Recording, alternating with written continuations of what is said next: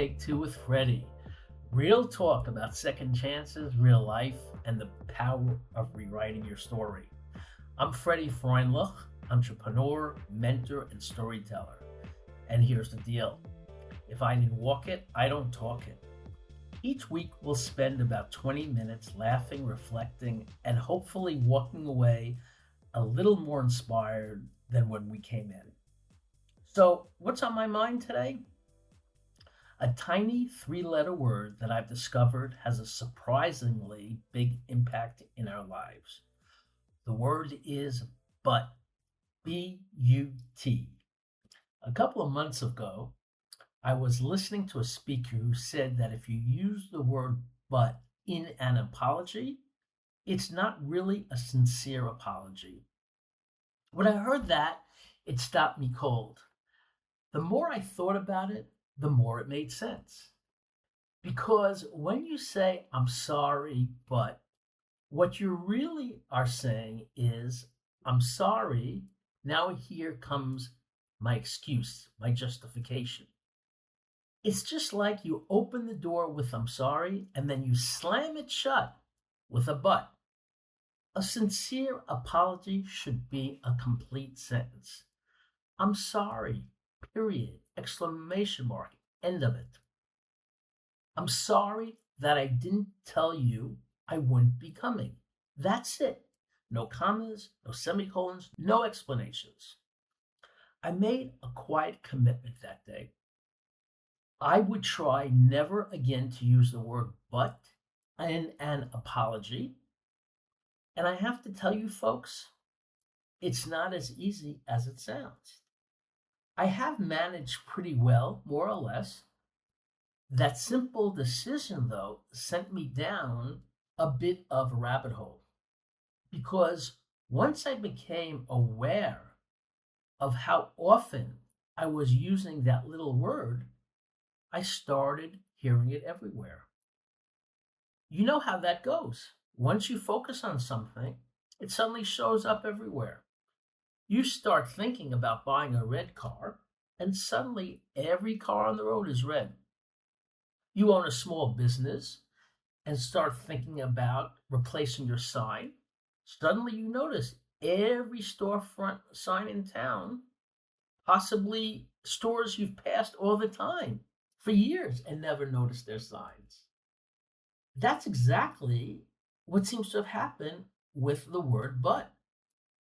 I began hearing it all the time in other people's conversations, in my own thoughts, even in text messages. It was like background noise I've never noticed before.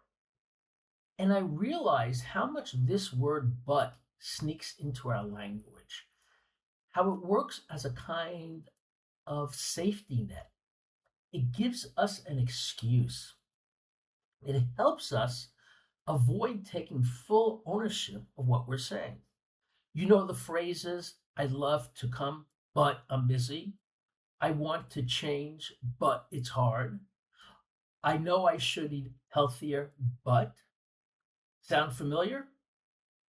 At that point, I decided to turn this into a bit of an experiment.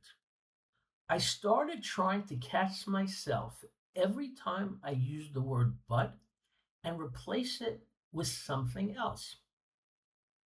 It wasn't as easy as it sounds. The word but was everywhere. It reminded me of when I first started public speaking and I had to train myself to stop saying I didn't even realize how often I did it until I started paying attention.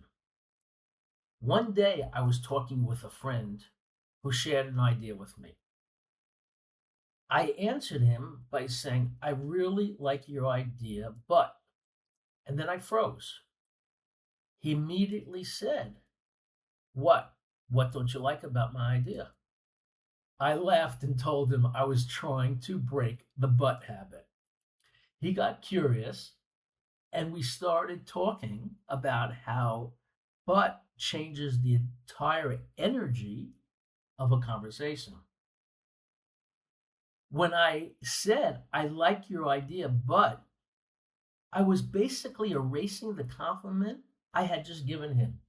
It's like giving someone a gift and then taking it back. So I started looking for replacements. And the two words that came to mind were end, A-N-D, and although. I found myself really focusing on the word end, A-N-D. I rephrased what I had said. I like your idea, and here's another thought. I'm sorry, and I'll make sure it doesn't happen again. I want to do this, although it might take some effort. The difference was stunning. It seemed like a small change, but it shifted both my meaning and my feelings.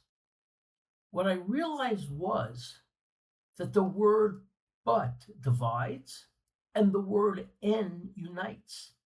When you say but, you close a door. When you say and, you open another one. A few weeks later, one of my clients, let's call him David, told me he wanted to leave his high level corporate job to start an engineering company. He said, I really want to do it, but I don't think I can afford to.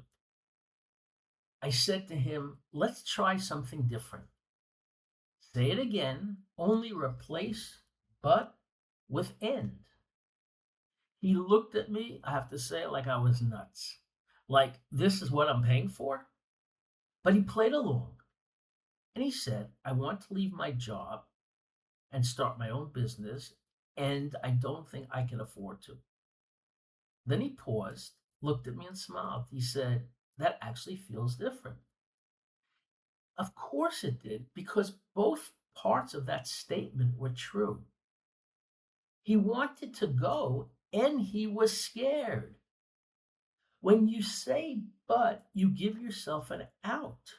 When you say and, you acknowledge both truths and you can move forward with both. You see, we do this all the time. We dream, we aspire, and then we follow it up with a but that shuts it all down.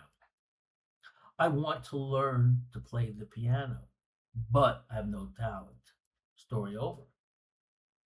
Or I could say, I want to learn to play the piano, and I've never played before. Totally different energy, right? The first is an excuse, the second is an invitation. As I kept going with this experiment, I started noticing how the word but showed up inside my own head, in my inner dialogue.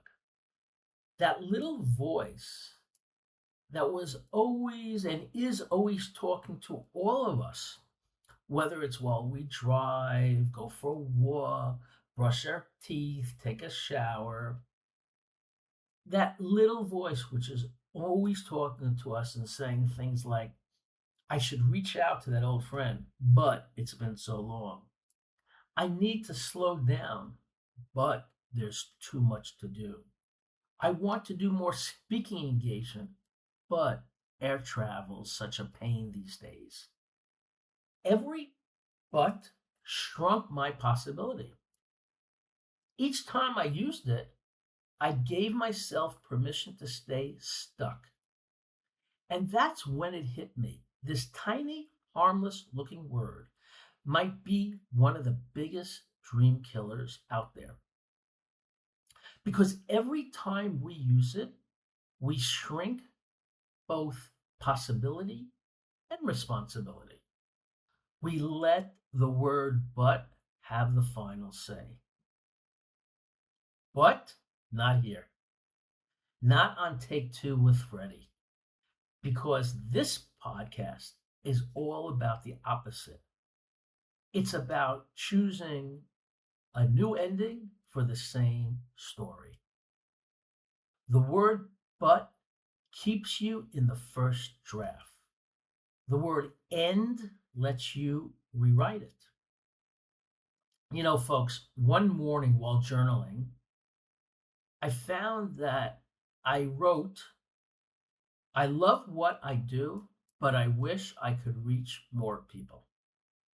I then looked at that line, realized what I did, crossed out but, and replaced it with end. I now had, I love what I do, and I want to reach more people. It seemed like a tiny tweak, but it completely changed how I felt. It shifted me from complaint to creation, from passive to possible. That's when I realized it hit me that the word but belongs to the past. It's an anchor. The word end belongs to the future. It's a bridge. I'd like you to try it right now. Think of something you've been saying to yourself. For instance, like, I want to get healthier, but I'm too busy. I want to travel more, but I don't have the money. Now swap it out and say, I want to get healthier and I'm busy. I want to travel more and I don't have the money. Do you feel the difference? You are no longer looking for excuses, you are looking for solutions.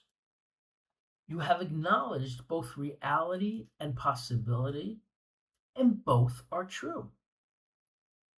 When you remove the word but, your brain stops looking for walls and starts looking for doors. A friend of mine who had lost his wife a few years ago said to me the other day, he said, Freddie, I really want to meet someone, but I am too old. I asked him to say it again and replace but with and. He laughed and said, I want to meet someone and I'm too old. Then he laughed again and said, that sounds even worse. And I answered him, I said, no, it sounds real because both are true and both can live in the same sentence. That's the magic. It's not about perfection, it's about awareness and permission. And while my friend was right that he wants to meet someone and he is old, one doesn't negate the other. When he says, but I'm too old, then he has just negated the first part as well. So, my friends, here's a challenge for you guys for this week. For just one day, try and catch yourself every time you use the word but. Pause. Ask yourself, could I say something else instead? Try and, or although, or maybe just end the sentence altogether. Sometimes less is really more. I'm sorry, period. I want to change, period. I believe in myself, period. Short sentences, no buts, no conditions, no escape hatches. You will find how refreshing it is to stand by your words without the safety net of an excuse. Because that safety net, it's not really keeping you safe, it's just keeping you stuck.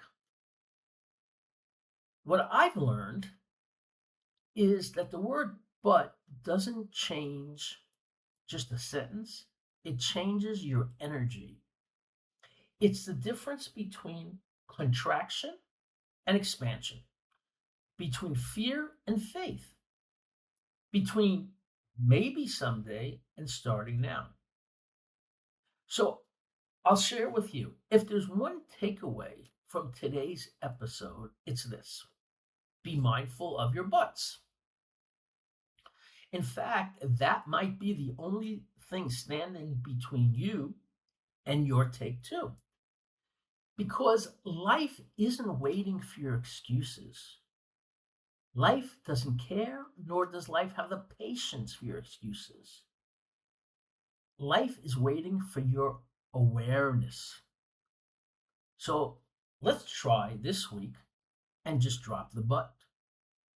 Apologize without conditions, dream without hesitations, and speak without excuses. And when that little voice inside of you says, I want to, but, stop, freeze, replace it with, I want to end. This is the beginning of your next chapter. So, guys, once again, thank you for joining me on this episode of Take Two with Freddy. If this episode made you think, smile, or pause, share it with someone who might be saying, but a little too often in their life.